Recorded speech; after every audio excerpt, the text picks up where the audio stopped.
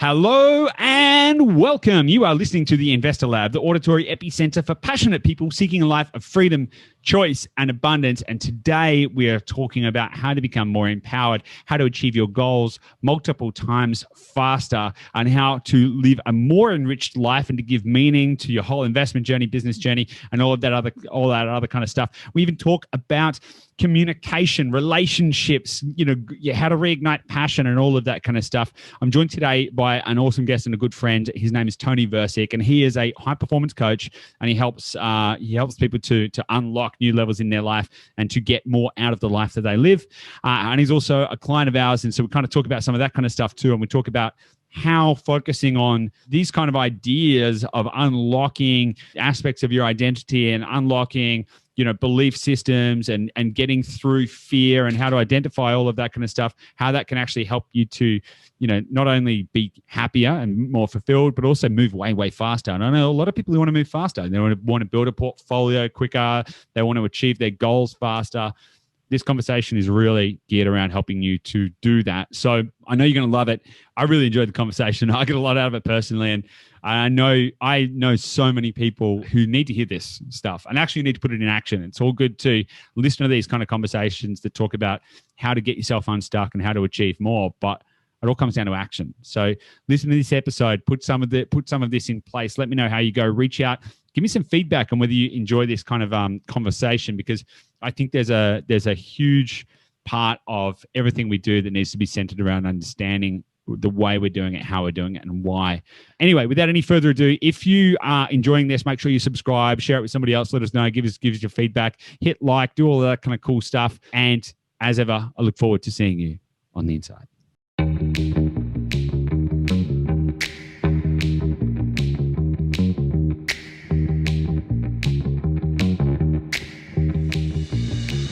Hey guys, welcome back to the Investor Lab. Today I'm joined by a good friend, but also a high-performance individual who helps other individuals become way more high-performance and get more balance and do all this other kind of cool stuff. He's also a property investor, a business owner, soon to be a father. So there's a lot of dynamic aspects that we're going to be able to take this conversation. And we really want to focus today on how to optimize the way that you are showing up in the world in order to get a more optimal outcome. And we're going to kind of explore a few topics around that. Toni Versic, welcome to the show.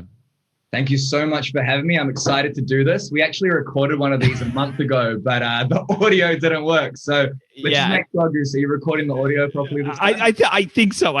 Yeah, we had a few technical issues last time. So this is round two. We had the dress rehearsal. So most people don't get an opportunity to have a dress rehearsal, Toni. So this is good. This is good ground for both of us. Brilliant. I love it. Awesome. So I've got the benefit of knowing you pretty well over these last few months, actually. And to be honest, it's been a real pleasure getting to know you as well. But for those of you who haven't been in the front seat like I have, who are you? What do you do? What are we chatting about? Yeah. So, I'm basically a performance coach for high performance individuals, business owners, entrepreneurs, executives, busy men, and we specifically coach men, although what we'll cover today will apply to men, women, children, anyone who wants to take their life to the next level. Yep. And ultimately what we do is we help them achieve 1, 2, 3, 4 years of growth within 1 year. So really speed up the process of achieving our goals. And we do that by helping them get out of their own way mentally, get out of their own way physically, and ultimately take more action instead of living in fear, self-doubt, and uncertainty. So there's a lot of things to unpack there.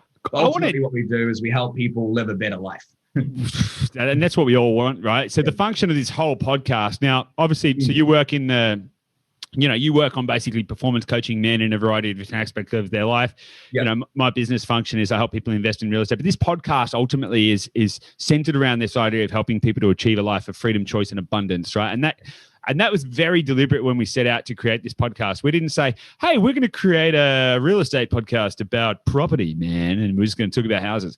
Because there's so much more than that. The fundamental philosophy of our business and this show is to help people live a better life. That's our core purpose.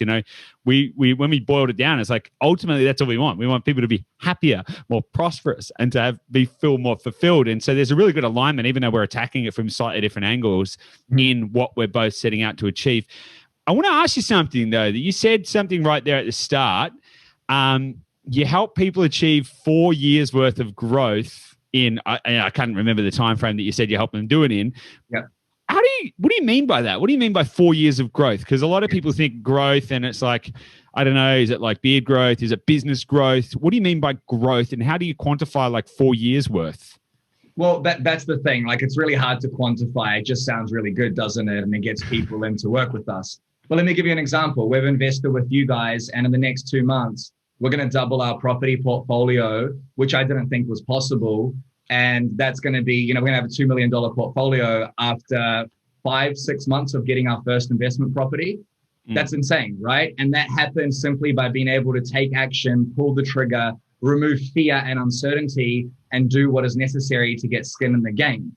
So ultimately, what a lot of men and women do is they mentally masturbate, they procrastinate, and therefore they prolong the results in the areas of their life. And the key 3 areas we focus on is health, wealth, and relationships. So we'll have men come in who have been smoking for 20 years. They'll quit in 2 weeks.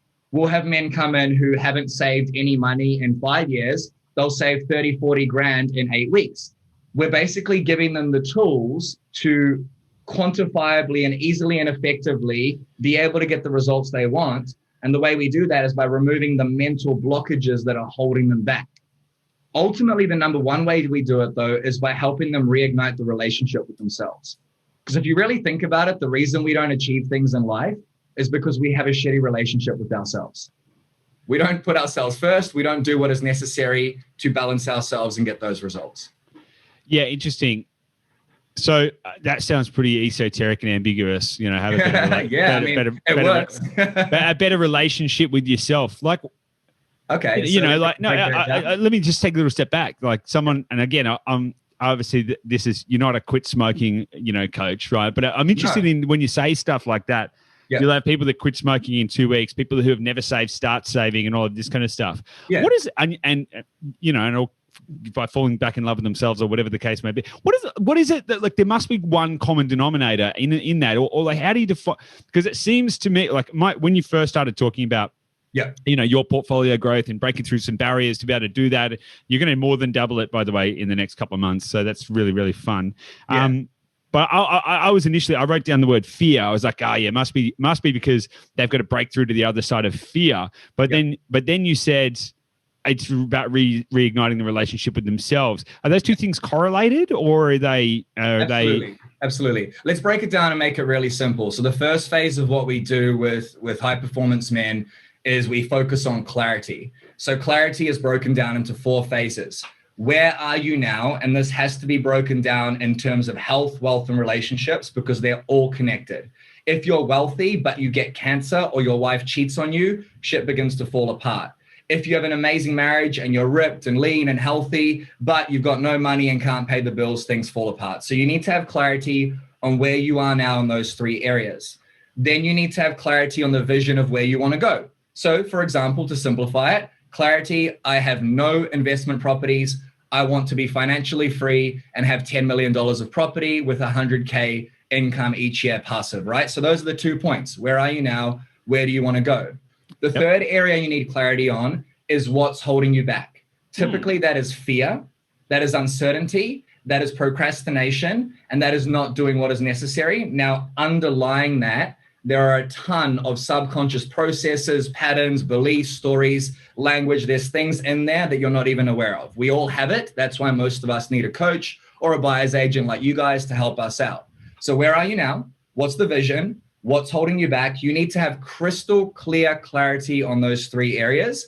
And the final piece is, what do you get to do, not need to do, what do you get to do step by step to overcome those obstacles and get from A to B as quickly as possible? If you have clarity on those 4 areas, then the final step is just to do it. And if you do it, you'll get the result. And you do it more and more, you get better and better at getting the result. So that's sort of how we break it down. That relationship with yourself is typically the biggest thing holding you back from where you are now to where you want to go. It's not what you do, because anyone can go on Google and YouTube right now and learn how to buy a property. Oh, totally. And why do they come to you? Because you give them the exact how, and not just the exact how around their problems, challenges, etc. It makes sense. But there's an interesting distinction, right? Because what I do is I go and do it for you, right? So if you come to me and say, hey, I'm here at point A and I want to get to there, point B, I'll go, cool. I'll go do it for you. Kick back and enjoy the ride. We're off. Yes. What you do is a little different though. Yes. Right? Because you don't do it for them because you can't, because it's internal. Nope. So how do you actually do that? Because I can explain, okay, what I do is I'll do this, this, and this, and then you'll end up with house and it's going to pay you money and it's great. Like life's good, right? Well, how do you, particularly because I imagine that there's no one panacea. Like if you've got a variety of different problems, potential roadblocks, emotional hangups, all of this kind of stuff. How do you do this, or how do you help people to do this themselves? Because there's a big distinction between what I do and what you do. Absolutely. That's a really good question. So clarity is the first phase, and getting them to ask those powerful questions of themselves. And when you ask them, you get powerful answers. What are some of the questions that you might or they might ask? Like how do you, like just for example, so people can start to ask these questions in their own mind at home? Absolutely. So the first step is what we just mentioned. It's really important we drive that home. So where am I now in my health? What is the raw truth of where I am now? And what is the cost of staying here? This is based in pain. There's two reasons why humans do anything, pain or pleasure. I don't want to be broke. I want to be rich. There are two ways to accumulate wealth, right? So what's the cost of staying where I am? Most high-performing human beings, they want more from life, and they run away from not having more. Then what would it be worth to me if I achieve this? So now we have a frame of pain and a frame of pleasure. What will it cost my family? So now we attach it to loved ones if I don't overcome these challenges. And what will it do for my family if I take these specific action steps? So that's clarity. The second step is commitment, right? Understanding what you get to commit to and understanding what's negotiable and what's not. So like Tony Robbins talks about, we have non-negotiable standards. You and I wake up every day and we do shit we don't want to do. Yeah. We do things we don't want to do. Half of our business, half of running a business is doing things you don't want to do. So the second phase is commitment and finding a way to create non-negotiable standards. That requires waking up every day and doing it and attaching it to those clarity points. The third set is control. And this is where the questions you ask for really come into play. There are two areas you can control in your life that affect everything: your thoughts and your feelings. Those affect your actions and reactions. They affect what you do and don't do. So every morning we should be writing down, what am I thinking about today? Taking some thinking time and putting a mirror in front of ourselves of our thoughts. And what am I feeling today? Fear, uncertainty, doubt, excitement. Do it every morning. I've got my journal here right now. I did it before our call. When you bring awareness to the thoughts and feelings that come up each day, you can now consciously change the ones that are holding you back and reinforce the ones that are bringing you forward. Does that make sense? It does make sense. So I've got a question, right? For those of you who are listening to this on audio only, you won't have noticed that Tony just held up his journal. And Tony, I noticed that's got your company logo on it. Yes, we send one of these to all of our students, and it's a proud thing I carry. Dude, hook me up, man. Absolutely, I got a whole bunch of merchandise. Okay, awesome. I was like, I need one of those. Got a big lion on the front. All right. Absolutely. Okay, cool. So another question popped up for me, and that kind of makes sense. Yes. Oh, I have so many questions, so I don't know where to start. There's so much to unravel here. I'm literally walking you through an 8-week process in about 10 minutes, but there's a lot. Dude, this is great. So if you can help someone get 4 years worth of growth in 8 weeks, does that mean if we could, let's condense this and try and get 8 weeks worth of growth in 1 hour? What do you think? I mean, we could try. And that idea of growth, by the way, Goose, and for anyone listening, it really comes down to the fact that most of us are playing so small. So that 4 years of growth in a year, it's actually not that fucking hard. It's not hard at all. And I've thought about this a lot. This is a question that I've pondered a lot. Like, why are some people just like exploding what's the difference between Elon Musk and me, right? So for example, now, it's probably a few, he's different nationality and he's got different skill sets and whatever. But the key differentiating factor is his ability to think way bigger, right? Way, just so much bigger. That's the key differentiating factor, because at the end of the day, we all have brains, we all have bodies, we all have the same kind of stuff. We've all got the same mechanical bits. So really it all comes down to your own capacity to believe and start to play a bigger game. And the biggest barrier to that is fear of loss, fear of failure, fear of looking stupid, fear of all of this kind of stuff. So that's a huge one. I want to come. There's a lot of good stuff that we can dig into here. You mentioned pain versus pleasure. I want to circle back on that in a minute. But something that I really want to address, and I've had this situation quite a few times recently. Now, I know that you work with men, and that's the nature of your business. That's fine. But I've seen this from both sides of the fence, that one partner is thinking way bigger, is way more driven, has all these future plans, hopes, dreams, desires, passion, like, they want to run 1,000,000 miles an hour. And the other partner is just like, whatever, man, like, all good. So I've spoken to high performing women who want to just like shoot for the moon and go 1,000,000 miles an hour. And their husband or boyfriend or partner is kind of like kicking back, like, what's all the fuss? And I've also spoken to men who have said, hey, like, I want to quadruple my net worth in the next 4 years and start a business and do all this other kind of cool stuff. And my wife or significant other is just not interested, says I don't care, do whatever you want and doesn't matter. So I don't know, do you have any thoughts on how to reconcile those two things? Because I think like making sure you're on the same page and running in the same direction is a massive thing. I don't necessarily think there's anything intrinsically wrong with that, right? So I think that dynamic in a relationship can be totally fine. But the what I've noticed is that the reason that high-performing women and high-performing men have come to me and said, I feel a little, is they're feeling conflicted about it. So is it an issue? How do you overcome that? How do you get everyone on the same page? And there's a follow-up to this is like, how do you sometimes reignite that passion in yourself and also in your partner as well? Absolutely. So that's one of the biggest things we coach on is relationships. As a matter of fact, a lot of men come to us because they are high performing, but their marriage or their relationship is falling apart. And it goes both ways. There are plenty of powerful, amazing, high performing women out there. It really comes down to communicating well and having clearing conversations. And we struggle with this. We mind read in relationships. When you say we, do you mean like just all human beings in general? Yeah. We all do it. So for example, my wife, Rosie, she is not a hustler or a grinder like me.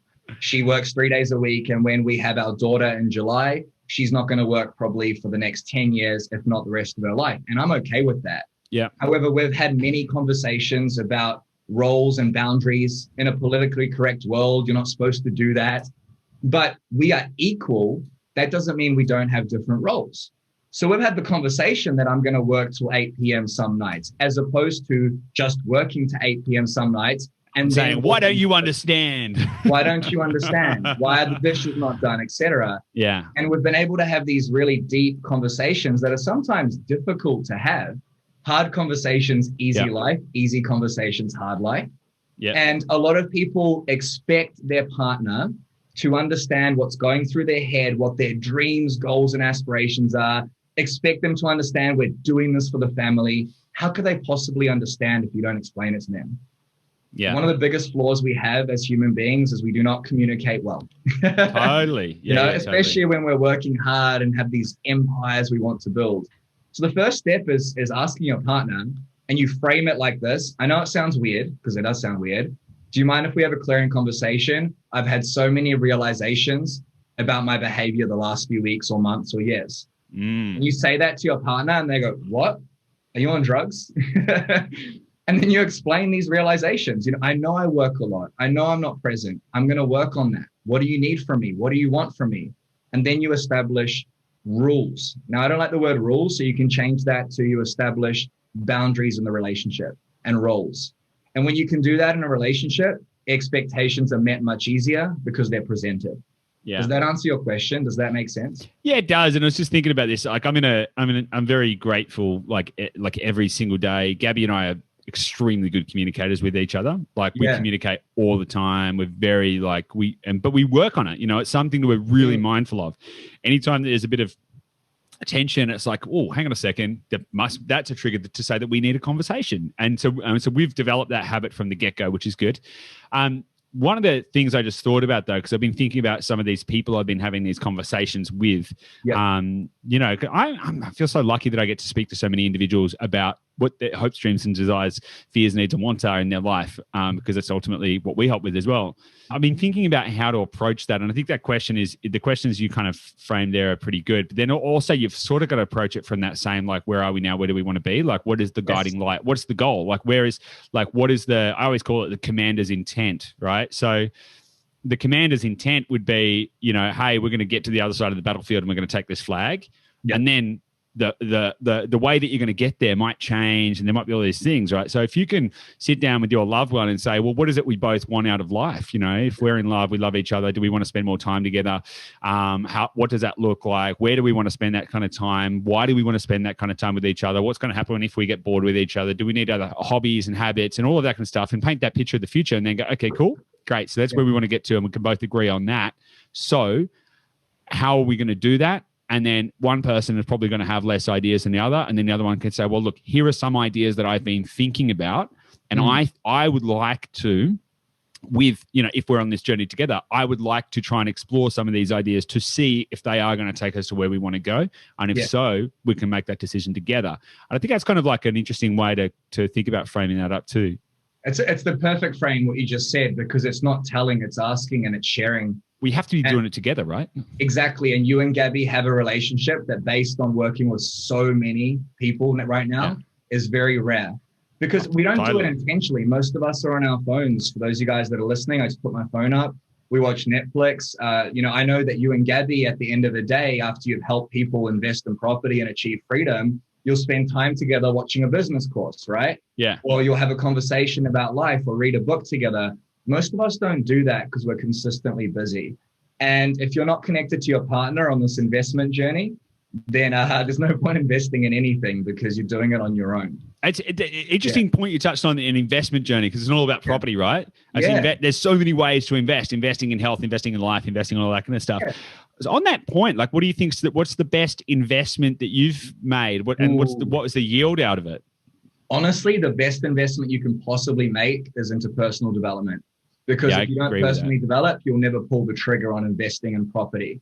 So the best investment I've made outside of that was buying a property 6 years ago that is almost 3x in price. And then obviously investing in you guys and getting 3 properties in like 4 months, which I didn't think was possible. However, I believe that if you're not where you want to be in life, it is in direct correlation to your current identity and belief system. Hence the fear you talked about, right? Yeah. The only way you can get your belief and operating system to upgrade is by, just like this phone, it updates all the time, by upgrading yourself. That is through health. That is through mindset. That is through removing those blockages that are within you. And communication, right? It's about learning communication skills. Absolutely. Absolutely. I mean, that's what we teach in our programs, right? Like we had one guy who joined, he's an 8-figure business owner and super successful on the outside, but didn't love himself, drinking, taking drugs, like really not doing well. And within 4 weeks, after telling me he's never loved himself, he tells me that he feels better than he has in 20 years. His business has had its biggest profit ever. His wife has taken him back. He's off the piss. Like everything has shifted in 4 weeks. Yeah. And all he did was change the belief in himself. And now he communicates better and shows up as a real man. So it can happen pretty damn fast when you put yourself first. It's hard to do that though when you're working so much. Yeah, totally. So yeah, it's very hard to change habits, right? It's very hard to kind of shift that around. Yeah. I just want to circle back because I said that I would. Pain versus pleasure, right? There's two motivating factors in life. You're either moving towards pleasure or away from pain, and they're two very different, very, very, very different mental frames to have. What do you think is more powerful? Yeah, let's start there. What do you think is more powerful? Like, what do you think is the more powerful trigger? Is it like to avoid failure or to try and find success? Yeah, so I truly believe avoiding pain is the more common one. I mean, 80-20 rule, most of us avoid pain and we only lose weight once we can't see our, thing anymore or we have a heart attack. but the reality is, so the way we do it is we turn towards pain. And when we face pain, what we want is behind us, and we can still get there, but we're backstepping, right? So imagine running backwards. It's not as quick. It's not as effective. Also, pain increases your stress response, and cortisol, which is released when you get stressed, is the fight or flight or freeze hormone, and it wreaks havoc on your gut, your sleep, your communication, your mood. We talked about yesterday, you and I were really stressed and we both got triggered and blew up. So it works running away from pain, but it causes burnout, it causes you to age, and you will die faster. So if you can learn how to utilize pain in small spurts, but learn how to face what you want with what you don't want to your back, you can now sprint. So pleasure is more powerful by that vein. However, you still need that pain here and there to contrast. Yeah, most of us in high performance roles, we rely on pressure and stress. It will kill us 20 years faster. It will. I don't know about you. I want to see my grandkids. Yeah, totally. Yeah. It's an interesting thing, right? You have to take the rough with the smooth, and not just because like, well, everything, you got to take the good with the bad. It's like you literally couldn't appreciate the good stuff unless you had the bad stuff. There is no beauty without contrast. Like it's an absolute, like you have to have challenges in order for your successes to be a success. Otherwise, it would just be like daily, mundanity, and you would get bored with it. Yeah. Just really quickly, Goose, before we move on, one thing we teach an empowered man is language.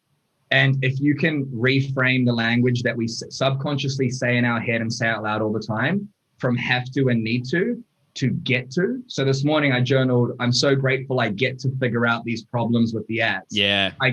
So any problem you have is a privilege to figure out, because some people don't have that opportunity. Does that make sense? And that in itself turns it from pain into pleasure, because then you truly live gratitude. We talk about gratitude a lot, right? But writing it down is different to truly believing, problem in the business, stressed out. Well, I get to figure that out today. Awesome. I'm so lucky. Does that make sense? That's It totally does. I'm trying to think about how to apply this. Other people, like people that I know and love and care about, who just seem to be stuck in this, like, working all the time and wanting to have a better life. Yeah. We've talked about like asking the right questions and doing all of that kind of stuff. But for a lot of people, it's going to be quite a challenge to just be like, okay, I'm going to sit myself down and ask a bunch of questions and start to think about things, because they're already feeling really busy, and they're already going, look, dude, I'm doing my goddamn best over here. Yeah. So let's go to pain. What's the consequence? I know you're busy, and I know that you don't have time, and that's fair enough. I understand completely. Just quick question. If you don't change this, and if you keep doing this for another 5 years, will there be a business? Will there be a marriage? Yeah. And most of us don't ask that question because we're afraid of the answer, but you don't have to sit down and figure that out. You can just go for a walk and ask that question and visualize what will happen, and you'll realize you will lose it all. And I'm not talking about everyone here, but a lot of people. We only change when the pain gets too much. If you ask that question, what are the consequences of continuing this? You'll quickly realize the pain of doing something is a lot less than the pain of putting it off. Yeah, it's quite poignant, right? Because whilst we've been talking, I've been thinking about some people that I know and love and care about who are facing these exact challenges. Mm-hmm. But then I've also been facing them myself, I've also been, and I was just thinking, like, literally yesterday, I got to the point where I was like, no, like, and the benefit that I have is that I've done it enough times now to go, no, hang on a second, something needs a hard reset here. Something's broken. If I feel like this, something is broken. And that happened yesterday afternoon. I had a bit of a meltdown and all this kind of stuff. And then, so then this morning, I woke up Gabby and I said, right, we need to go out for breakfast and we need to talk about what's important for both of us. And I thought, like, we could keep doing this. We could keep like working stupidly long hours and doing all this kind of stuff. But ultimately, what's the end game with that? And like, is that going to get us to where we want to go? Or do we actually just need to start, like, do we need to have a radical shift and start to get back what's important, which is obviously where we got to, and that's how to do it. But it can be really hard to try and find that trigger. And I think that's why a lot of people end up blowing up or getting depressed, right? Yeah. It's all about awareness, right? So you've done this rodeo so many times through your self-development, learning, etc., that but when the pressure gets too high, instead of being a thermometer which can only react, you have the awareness to, in that moment, consciously become a thermostat who can control the temperature. Yeah. And that takes practice, and that takes time, and that takes clarity and awareness. Yeah. This isn't easy initially, but most things in life that are worth doing aren't easy. The more you do it, the easier it gets. Totally. Let's talk about success, because all of this sounds good, but a lot of people sometimes, they're like, dude, I don't want to make $1 million. Like, that's not me. Like they're not driven by money, or they're not driven by, whatever. So how can we define success? If someone's listening to this and they're like, yeah, that's cool, but I don't want to be an 8-figure business owner, Toni. Yeah. Like I don't want to do that. Yeah. How can we redefine success, and how can we make that more tangible for people? Well, that's a really, really great question. It's difficult to answer. I mean, at the end of the day, somebody who says that, what they're really saying is, I'm afraid. I'm afraid of the workload that comes with it. I'm afraid of the pressure and the stress that comes with it. At the end of the day, if one of your family members was sick and you needed $100,000 to pay for the surgery and you didn't have it, all those beliefs would go out the window. Money is paper energy. Money is freedom. And money is a part of success, whether you like it or not, because it gives you the freedom and the choice to do what you want with the people you want, when you want, and it gives you the freedom and choice to look after your loved ones. So anyone who has an aversion to money or says they don't want to make it, that is almost always a childhood trauma or a belief system instilled in you from before you were 10 years old, almost always, right? And that's something that you get to work through. And if you don't, life will be more challenging because you'll have less freedom. My definition of success will be different to yours. I believe it's unique to everyone, but it looks something like having freedom and choice and being able to wake up and do what you love and be happy and healthy and spend time with the people you love. I believe that's success. Sometimes you get to make sacrifices to achieve that. You might have a year of grinding and hustling, but as long as you have that end goal and know you're going to slow down, I think that's success. For me as well, it changed once I got my daughter's, for those of you that can't see, I got my daughter's first bit of clothing up there waiting for July. For me, success has been able to, in July, take a month off or work half the hours while still making money, So it's not just financial. Yeah. But I think being able to retire when you're 40 is a good example of success. Yeah. Which will happen working with you guys. I'm not sure if that answers your question. I mean, it's a really difficult question. Success is happiness and health and freedom. Yeah, and those are going to have like different defining metrics for different people at different stages. I often talk about because a lot of people come to me and they're like, it's pretty classic. They want 10 properties in 10 years and $100,000 passive income, right? That's pretty standard. Yeah. It's like that's the standard. It's the standard goal. Yeah. There's variations on that theme. Some people might want 20 properties and whatever. There's all kinds of variations. That's the kind of standard mode. Yeah. But it's really interesting because when you actually cook it down, when you put it on simmer for a little while, and you actually look at what the constituent parts are that they're after, it really does boil down to time, right? That's what it really comes down to. Time, time, health, all of that kind of stuff. Yeah. So the function of the finance component is to deliver the ability to have more time to spend with the people they love.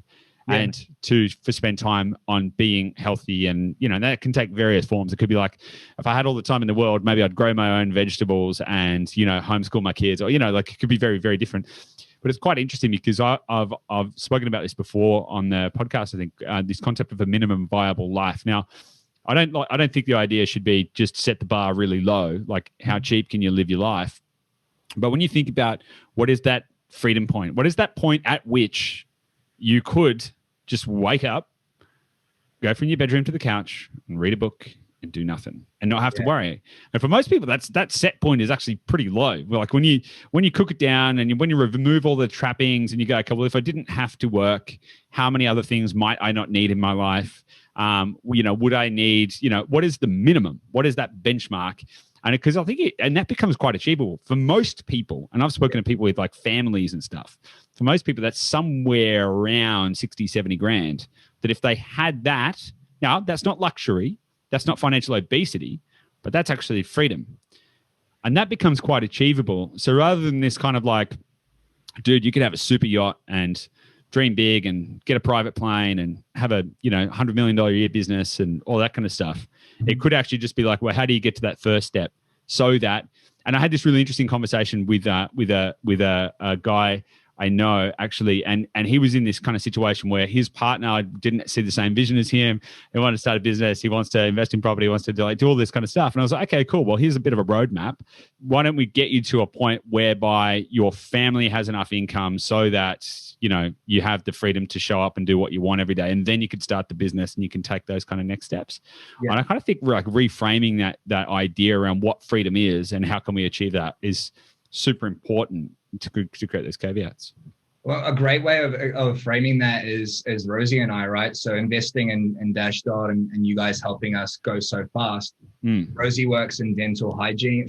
She works dental hygienist. She works in dental.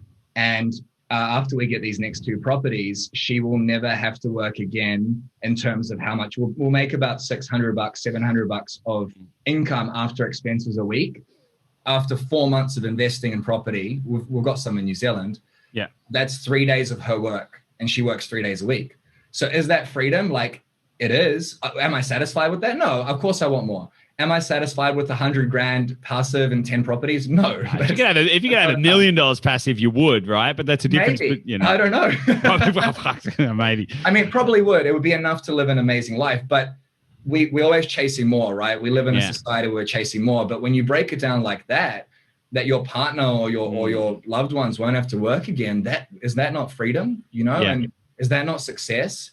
And again, these things really require us to slow down and really internalize it, which most of us aren't willing to do.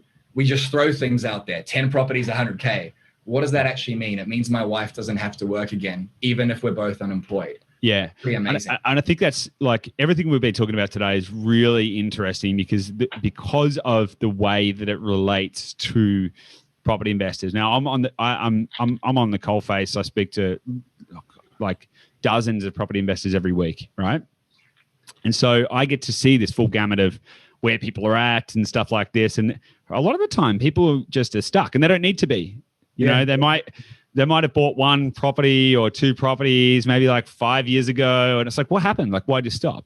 Yeah. And stopped having these conversations with themselves. They stopped thinking about, well, what is even the purpose? They're just like, I'm not really sure. I got lost along the way. I forgot. I don't know. Like, how do I get back on track? So it's really awesome for me because I get to help coach people to get back on track, which is sweet. Yes. But flip that around a little bit and then say, well, okay, well, if you can start to think about the stuff that we've been talking about on this podcast and start to apply it and to have some of those meaningful conversations with yourself or your partner or whoever you're going to be on this journey with. And if you're on this journey yourself, just with you, that's totally cool. Have that conversation with yourself and start to really apply this. This is the differentiating factor between buying, 2 or 3 properties in the next 10 to 15 years and buying 10 in the next 5. That drive, honestly, the fastest we've been able to help anyone go from basically a standing start, I think I had like 1 property or something before, basically a standing start to don't ever have to work again was about 5 months, right? Which is wild, right? That is wild. Yeah. And there's some clients we've got where we're mandated to try and buy them 12 properties in a year. All right, which is wild, right? Now, all these people are in different starting points and all of that kind of stuff. But there's a huge big factor in there that if you can start to have these more meaningful conversations with yourself, you'll be able to, you talked about how to get 4 years worth of growth in 8 weeks or something like that, but you literally can't, you could even go way faster than that. You could literally, as Grant Cardone would say, 10x the whole thing and go, well, yeah, maybe I could buy 5 properties in the next 10 years, but what could I buy 5 properties in the next 12 months? And what would that take? And how would I need to do that? And to what level of discomfort am I prepared to go in order to get to that goal? And that is really the measure of what we've been talking about, like how to define the function of discomfort in your journey. Exactly. And that's why the process is so simple. Where am I now? Where do I want to go? What's holding me back? What do I need to do? There's another piece to it as well, which is who do I need to become, or who do I get to become? That's a good one. Because at the end of the day, the reason that most investors never buy again, yes, they don't know what to do. But again, it's not that hard to figure that out. You find something like yours and a movement like yours and you invest in them and it's easy. But becoming the person who takes that action consistently and does it despite the fear, despite the uncertainty, Like we're afraid to invest $2 million and be in debt, right? But we also are afraid to stay stuck in the place we're in right now. Yeah. And there's two types of fear. There's the fear of taking action, and there's the fear we're not aware of, which is the fear of what will happen 10 years from now if you're still this person. You will not be happy. Totally. Let's just hang on that one. I'm mindful of time, but I want to nail on that bit because that's such a fascinating point, right? The identity piece. Yeah. Who do I need to become? Like what? How can I act as if I am already that person? Now, there's different ways to think about this, right? I've seen enough, like, gurus in front of, rented Lamborghinis saying, go and buy fancy suits and, expensive watches and, get a really expensive car on lease and act as if you're already there. To me, that's just bullshit, basically. It's faking it. It's not totally faking it till you make it is just shit, right? I'm not into it. Yeah. But the idea though that you have to create a little bit of personal alchemy, and you have to form who that person is and become. You have to ask yourself, like, how would a successful investor act? How would a successful business owner act? How would a good husband act? How would a healthy person eat? Like all of these kind of things, and ask yourself those identity pieces to help shift you from your current identity state into your future identity state, because the person that you will be when you're at that goal is not the same person that you are today. And that goes down to, that's on a physiological level and also a psychological level and an emotional and a spiritual level. You'll change. Like you'll literally become a different person. I look at photos of myself from a few years ago, and I'm barely recognizable because I've changed, and I haven't just changed my mindset. I haven't just changed my career. I haven't just shaven off the beard. Now I've got a mustache. There's a whole bunch of stuff, and it physiologically shifts you as well. So what are your thoughts on that? And what are some keys to being able to crack into that identity code? Yeah, so exactly. So I believe that you are not yourself. Like, let me explain this properly. You are not your identity right now all the time. So the version of you and I that coaches or helps a client is the very different version to who shows up with our partner. Like last night on a coaching call, I'm like, you got to step up and be a better man for your family. They deserve the best you. Rosie walks through the door. I'm like, hey, babe, how was your day? Right? We have multiple identities all the time. And this is the beautiful and true piece. The multi-million-dollar investor, or the amazing husband or wife, or the person who is balanced between their work and their family life, or whatever you want to be and aspire to, is already within you. It just simply gets to be activated. Now, the way you activate it's super simple. You just take action on the things you've been thinking about that you need to do. We lie to ourselves as humans. We all know there's things we should do each day, and we don't do them. There are people listening to this podcast right now who know they should be investing. They know they can get on a call with you for free to find out more, but they haven't done it. As soon as they pick up the phone or book a call with you, that action in itself is the action of somebody who's already a multi-million-dollar investor. You've stepped into that identity by taking that action. Yeah. If you're struggling with mindset or your relationships and you come to a company like ours, you've already become that person who has the identity of a man or a woman who fixes their relationship. You build your identity and character by asking, how does that person operate? But you also build it by doing the little things, and they compound like a snowball and they get bigger. You're constantly shifting your identity. You can do it right now by taking an action that you've been putting off. 5, 4, 3, 2, 1. If I don't do this, I'm saying F you. Can I say fuck? I said it. Yeah, you already said it. You started the swear train. You're saying fuck you to your wife. That's how I look at it. You talked about pain earlier. I don't want to do this today. If I don't do it, I'm saying fuck you to my daughter. She doesn't deserve that. I go and do it. I don't feel like doing it. Now I've taken the action of a man who has an identity who builds that multi-million-dollar business. Just constantly taking action and attaching it to the pain or the pleasure. I'm saying fuck you to my daughter, or I'm doing this for my daughter. That works so powerfully, and that shifts your identity instantly. So taking massive action. Totally. Yeah. So if you guys haven't booked a call with Goose yet, go and do it. Because I'm not like plugging you. You guys. Yeah, I'm like, guys, this is not a paid presentation. I haven't paid Tony to come on here to. But I agree. Like taking action's the biggest step. I've got a the good thing is I've got an action bias to a fault, because I'll just be like, bang, let's do it, and then once I have collected enough data on it, I'll be like, well, should I keep doing it or not? Kill it, keep it or kill it. All right, but it's that action bias that thrusts us forward as a business and as individuals. So just to add to that, Goose, really quickly, I know that you want to chuck the last bit in there, but this is something most of us don't understand. I watched a man die in front of me about 7 years ago. He had a heart attack at a boxing class, and it really shifted my life forever. And to everyone listening right now, you are going to die.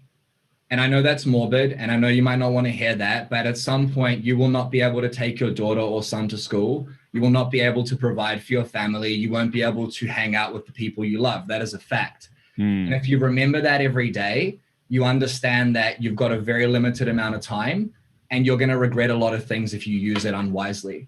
And that for me is a really powerful way to take action. That action bias you talk about is reminding yourself of your own mortality. So if you're putting something off right now, remind yourself that your family only has a limited time with you. Take action for them, because they might not have you around anymore. Touch wood. Yeah, totally. Yeah, I love that. I often think about, like, who am I going to be when I die? How am I going to think about the life that I had? And how am I going to think about the actions I took today? Yeah. You know, absolutely. like whenever I'm in that kind of conflicted kind of, oh man, it's like, well, when I look back 30 years from now, am I going to kick myself for not doing this? You know, am I going to be like, dude, you should have just toughened up and just got stuck into it? And who am I going to be? You know, who am I going to be when I get to that age, and who am I going to be with, and who's the man I'm going to become? So exactly. Sure. Man, I've loved this conversation. I hope if you're listening to this as well, you found this valuable. I'd love to hear your feedback. So shoot me an email or send us a message on any of the multiple platforms we're on, because I'd love to get your feedback on this, on whether this kind of conversation has created any shifts and might allow you to unlock some new parts of your life. I think it should. I've been really thinking about a lot of the conversations I've been having over these past couple of months with loads of different individuals, and trying to steer this in a way that I hopefully will be impactful to them, because I know that if I'm hearing it from some people, there's like thousands more. There's thousands more that are in the same situation. So Toni, I really appreciated this conversation. Now, if someone is listening to this and they're thinking like, this Toni guy is pretty cool and I'm feeling pretty stuck, how do you just give us a quick summary on like who you actually like, who's the best person to be able to work with you? So if they're out there, they can hear that, and how they might go about reaching out to you. Yeah, I mean, currently we only coach men, but if you are a woman, that's absolutely fine. We've worked with a ton in the past, so reach out. Basically, if you are a high-performing business owner, entrepreneur, executive, or if you're none of those things and you just work hard and you're finding yourself stuck, you're stuck in your marriage or your relationship, you're stuck in terms of your business growth, or you're stuck in terms of how you feel about yourself and the way you think and the way you operate, then that's the type of person we help. And we can help you get to the next level and ultimately get unstuck and not waste any more time. Be happy, healthy, and wealthy all at once. Find balance and success without all the pressure and stress. That's who we help. And I love doing what I do. So I'd love to hear from you, even if we never work together. I'd love to know your thoughts and feelings and, what you got from this. So please reach out.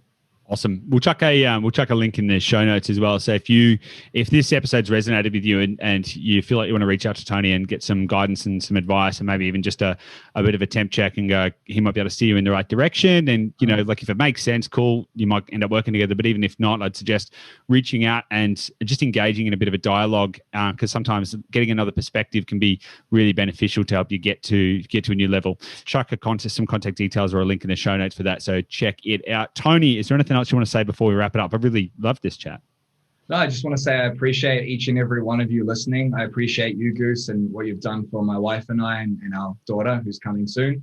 And just to everyone at home, remember, time is limited and every single day is a gift. And if you're not where you want to be, that can change in a millisecond. And it just requires you to take radical action. Often that's much easier to do with somebody's support. So if you find that you're not taking action, find someone who has what you want and invest in them. Invest in them, and they will speed up your results, because you don't have much time. Awesome. And on that note, guys, thanks for listening to the episode, and I look forward to seeing you on the next one. Thanks again, Toni.